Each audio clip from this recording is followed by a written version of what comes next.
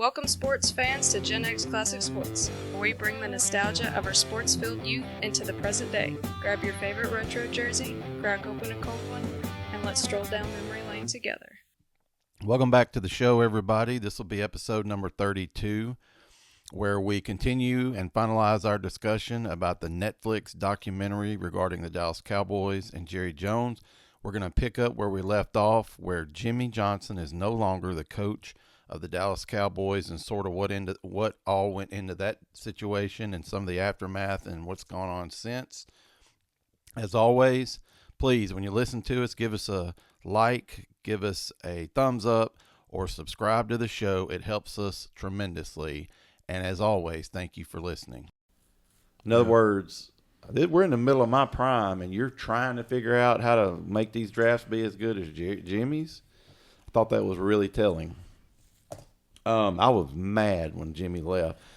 Jimmy's version is that Jimmy doesn't stay anywhere past about 5 years, and Jimmy was tired and burnt out, and I don't think he said enough was tired of dealing with Jerry, but that Jimmy had put every bit of his heart and soul into it, and he was kind of looking for an exit anyway, and the toast and the 500 coaches comment just set him over the edge, and he's kind of an impulsive person, and he just said, that's it. That's Jimmy's side of it. Jerry's side is, we agreed to disagree, so he had to go.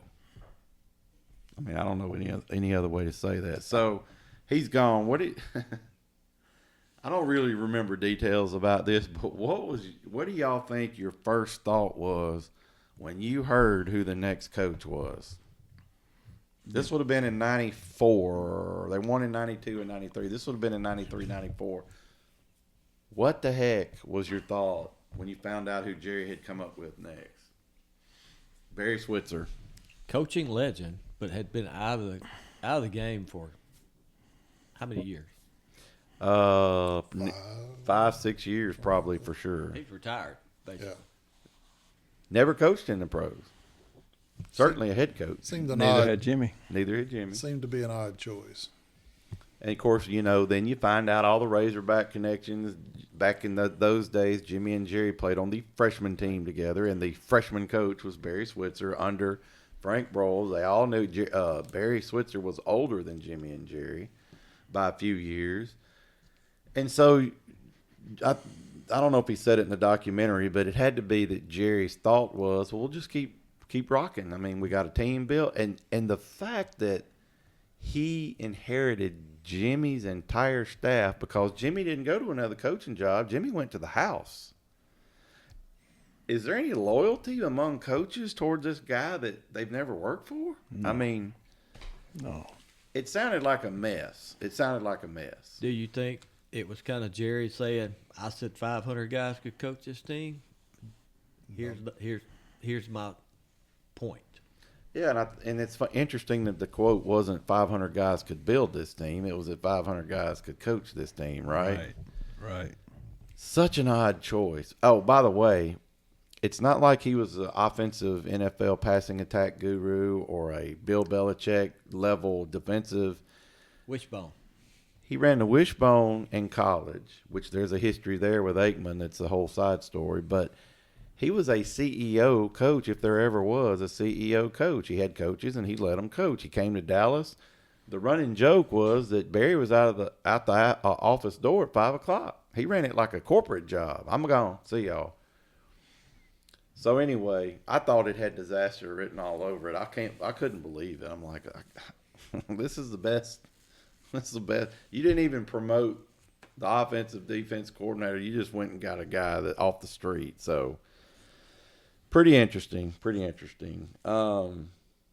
What did y'all think about the way the players talked about Switzer versus the way all the other players talked versus kind of Aikman's opinion of him? Anybody want to talk about that? I mean, what did Aikman think of Switzer? I guess that's where I should start. He was not impressed because he wasn't a disciplinarian. Switzer wasn't. Right. Aikman loved the way Jimmy coached because Jimmy held people accountable, and Switzer wasn't doing that. And in Jimmy's process, Jimmy was the bad cop. Aikman sometimes was the good cop to the players. But he secretly loved it because he wanted Right. Jimmy to be. Yeah. He had to flip-flop that Yeah. with Switzer. Yeah, that's a great point, Mark, because I think Aikman's sort of personality is, hey, I'm a professional. Will you just please be a professional too? And let's get this done. He wasn't exactly rah-rah, and he sort of led by example. Quiet, I'm going to do my job. I'm good at it. You do your job and be good at it. But to me, the thing I had never heard, because I used to see images of Barry Switzer and think, man, that guy's all over these dudes. Not as a Cowboy coach, as an Oklahoma coach. And I thought it was interesting that Aikman, for those who don't know, Aikman played for Switzer for 1 year at Oklahoma, broke his ankle, and left. I thought it was interesting that Aikman said, this wasn't the dude that coached me in Oklahoma. The dude that coached me at Oklahoma was in people's faces. You know, he was demanding. He was had discipline and blah, blah, blah. And then he comes to the Cowboys, and there's none of that. I thought that was one of the most interesting things said in the whole documentary. What was somebody sum up what Switzer's attitude was, though, towards pro football players about discipline and stuff? What did he say kind of about? I think he said it in the documentary.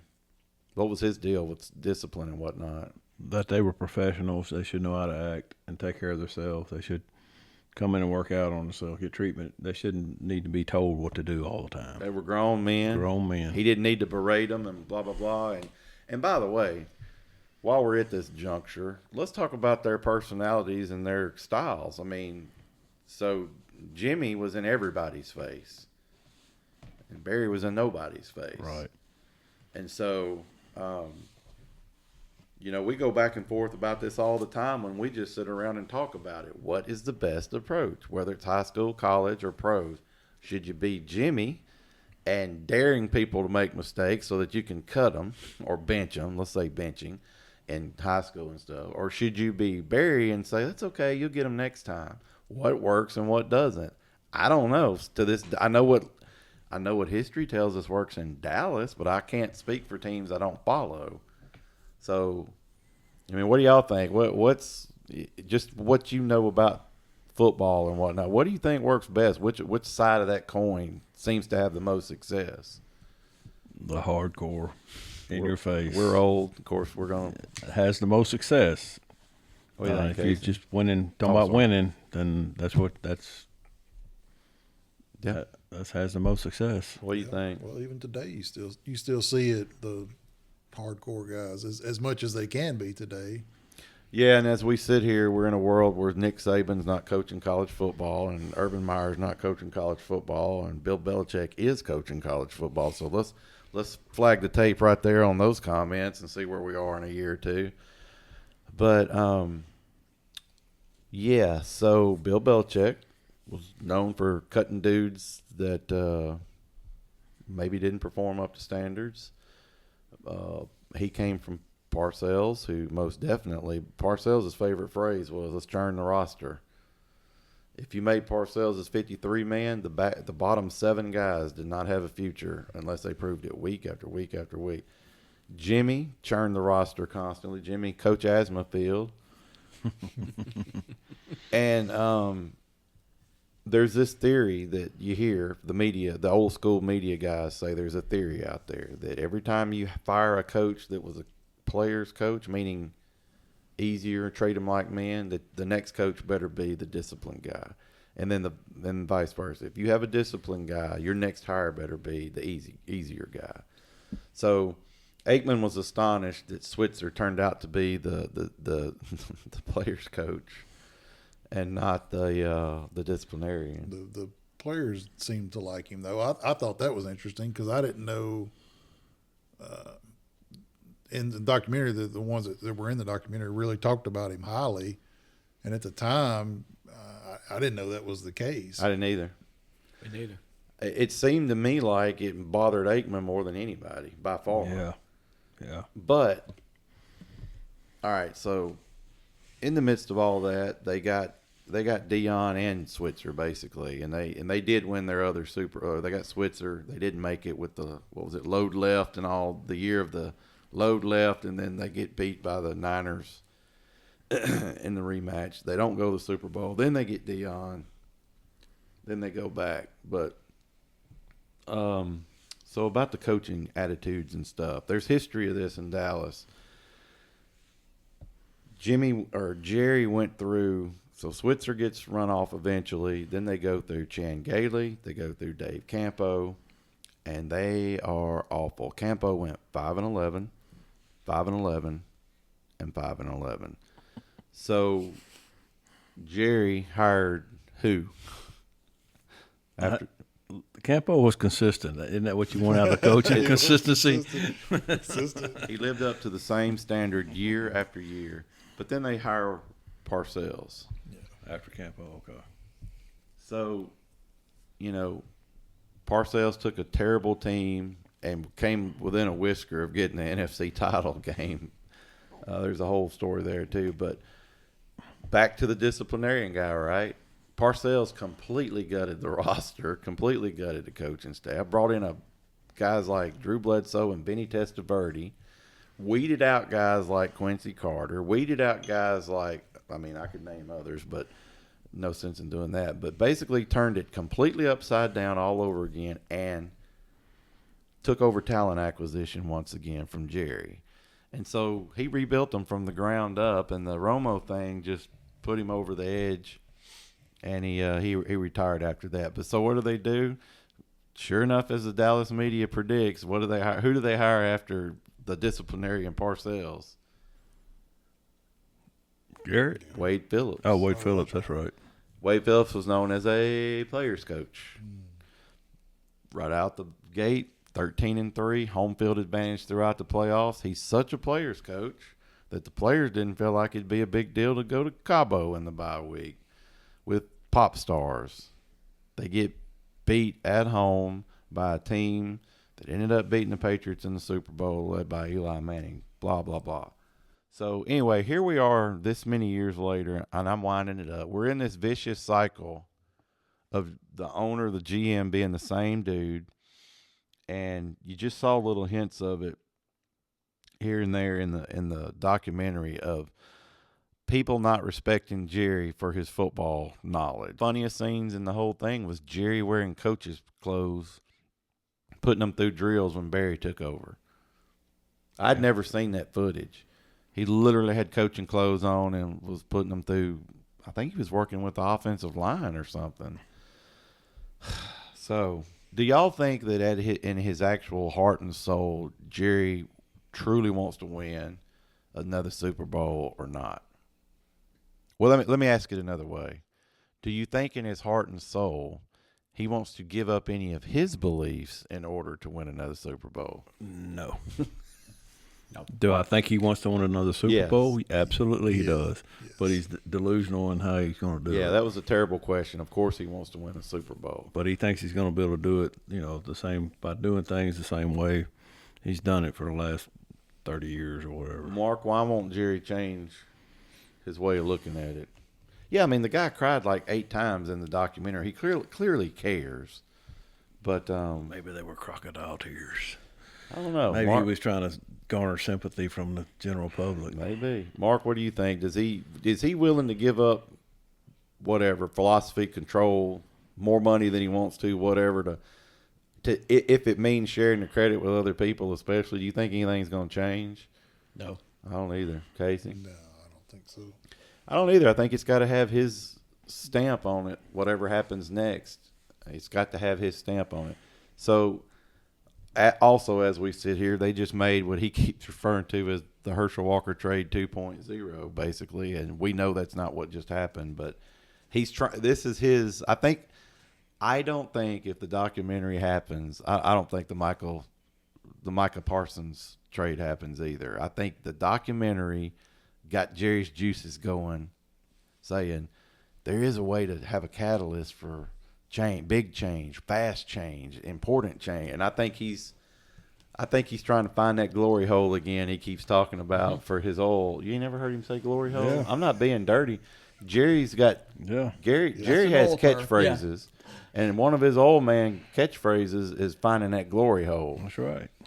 And another one of them is circumcising a mosquito because you get in the weeds too far.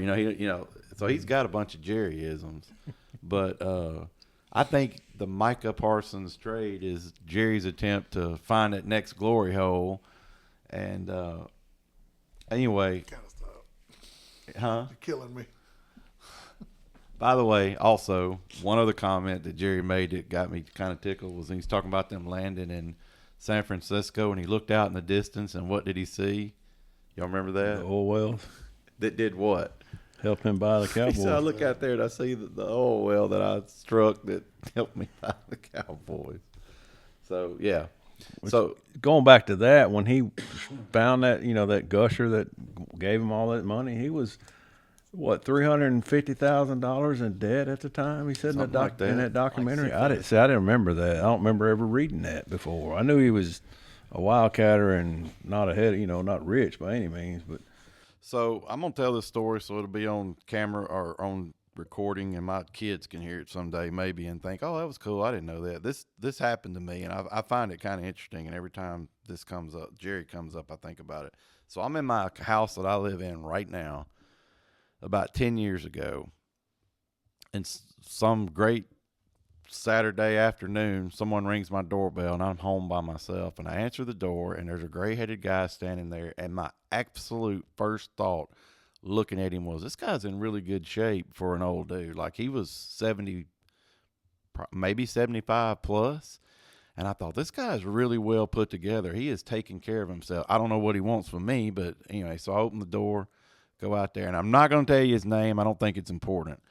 But he tells me his name, and it kind of rung a bell, but didn't ring a bell, but kind of rung a bell, and I'm kind of confused, and my mind's blown like I should know this person. So this guy's standing there, and he's wearing khakis and a ball cap and a T-shirt, and I'm thinking, wow, this guy's in good shape. And he says, hey, man, I know there's cell phones and stuff in the world, but I am lost. I'm looking for something he was out there looking for, and he said, I'm lost. And I'm looking for such and such a road, and I've got to be close to it. And I immediately realized he doesn't have a phone and a Google map. So I had a Cowboys T-shirt on, and he says, are you a big fan? I said, yeah, unfortunately, blah, blah, blah. And he goes, yeah. He says, me too. Old Jerry's a buddy of mine. And I was like, really? And this is all on my front porch. I'm like, really? He goes, yeah. He said, old Jerry's I can't remember what he said, like such a gambler, wildcat, or whatever he called him. He said, I used to have to loan that joker money to pay his mortgage. He said, because all his buddies knew he was in the oil business, and some months he'd be doing great and some months he wouldn't. He said, that joker called me broke sometimes, and I'd loan him some money to pay his bills. And anyway, I think he said his son, because they were friends, his son ended up working in a certain capacity for the Cowboys. And he said, so I'm out there a lot at the games and so forth. And he said, ain't it something that a guy, and he said, he was on the money too. He said, ain't it something that a guy 34 years ago, I'm helping pay his bills that month. Ain't it something he's a multi-billionaire X many years, 34 years later. And we had a big laugh about it. And he was a super nice guy. He shook my hand.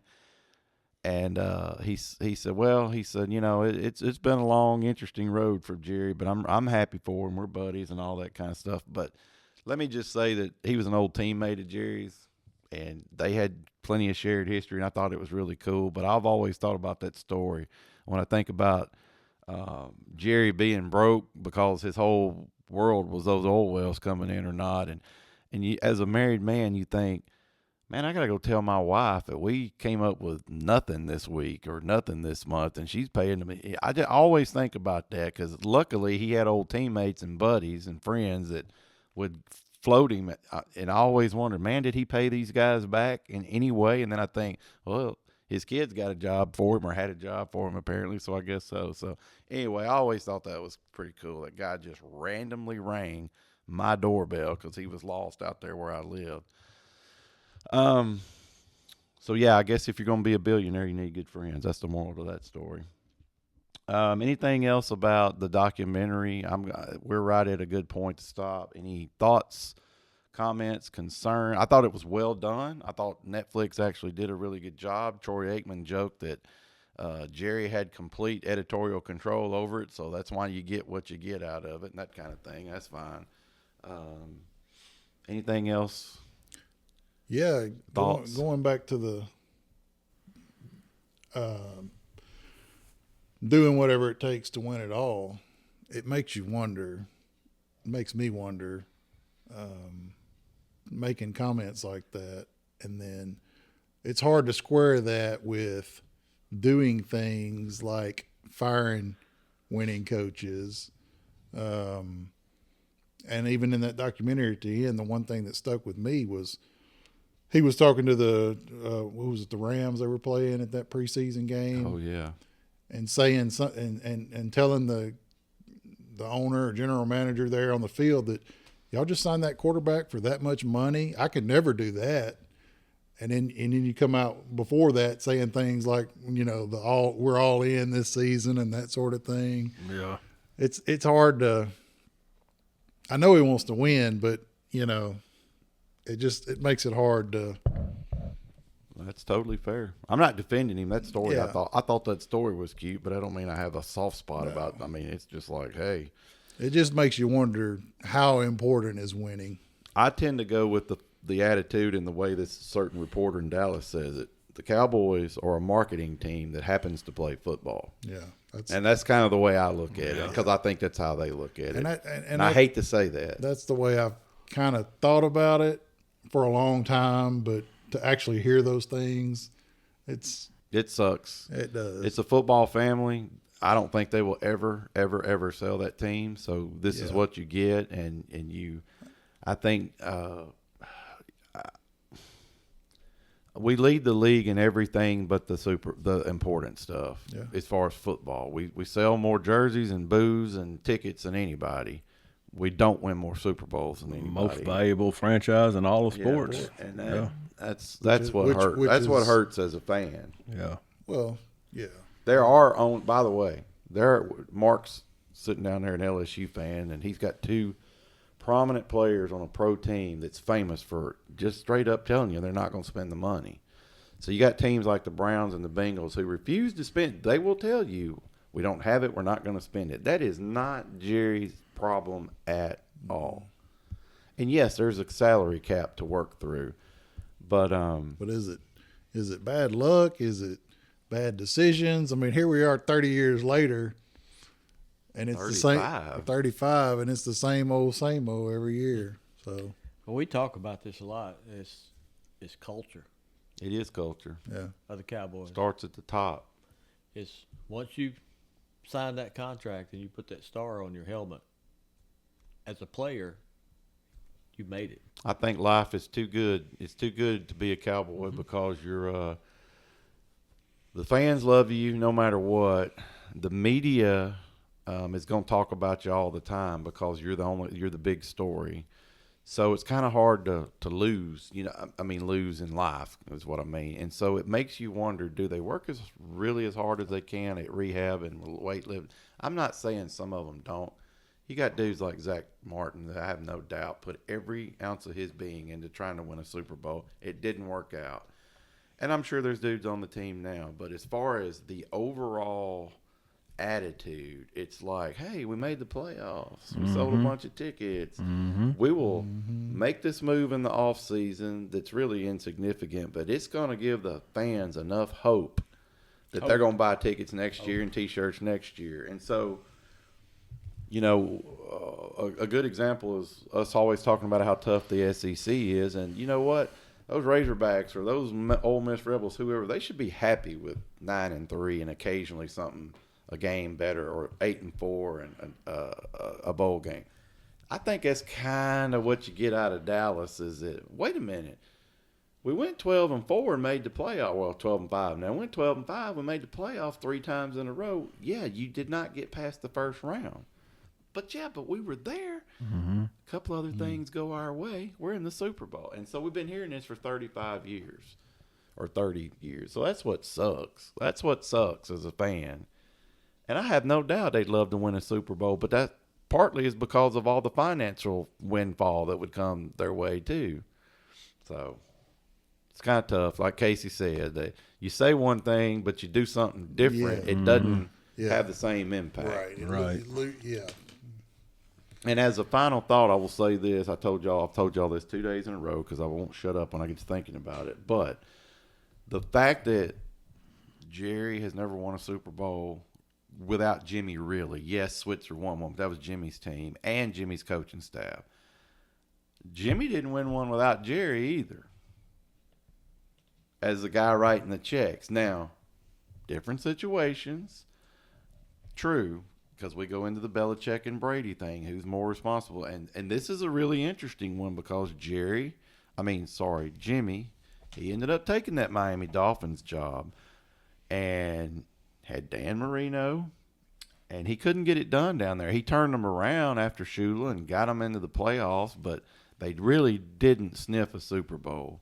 And he just kind of threw – my interpretation of it was he just sort of gave up and went home. He did what he could do. So, was the Miami ownership and GMs and all, was that not structured to get Jimmy exactly what he wanted, like he had in Dallas, and that hurt him?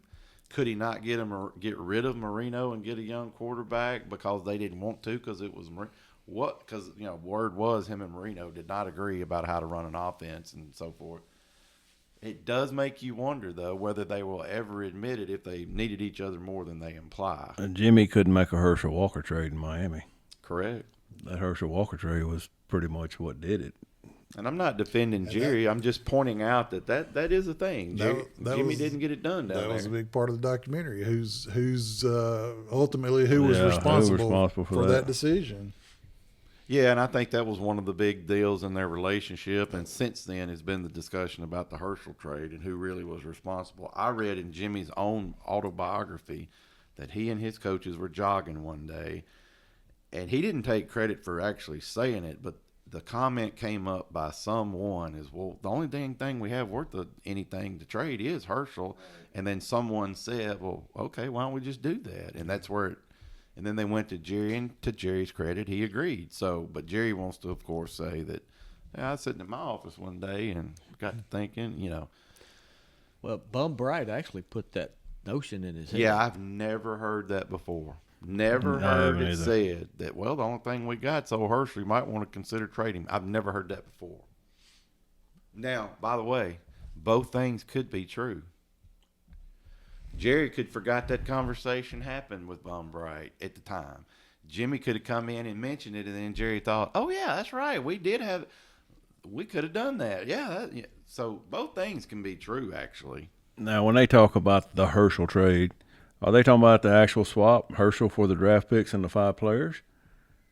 Because there was more to that trade than just that, because there was a condition of those 5 players that if they weren't on the roster the next year, they just got the picks. They got more draft picks for them. Right. Well, is that, I didn't remember that. Is Jerry? I remember that, but is Jerry considering he's behind that too? Is he part of that? Or is he just we traded Herschel Walker and got what they get, two first rounds and a third and a fifth or something, plus these 5 players or something. They got a pretty good. They got 5 or 7 players and they got 4 or 5 picks that were high enough that they. A couple of those players were pretty good ball players, pretty good players. I've heard anywhere from 9 to 12 or 13 picks is ultimately what the haul was. Well, that was after the other players. After the other players, he worked it. So who did all that?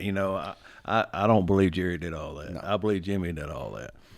Now Jerry might have said we could trade Herschel and get X amount of draft picks. He wasn't thinking far enough ahead to get rid of these 5 players, get more draft picks because we got to cut them. No, it's the only time that'll ever happen like that for the great train robbery to be that severe, because Jimmy wanted the draft picks.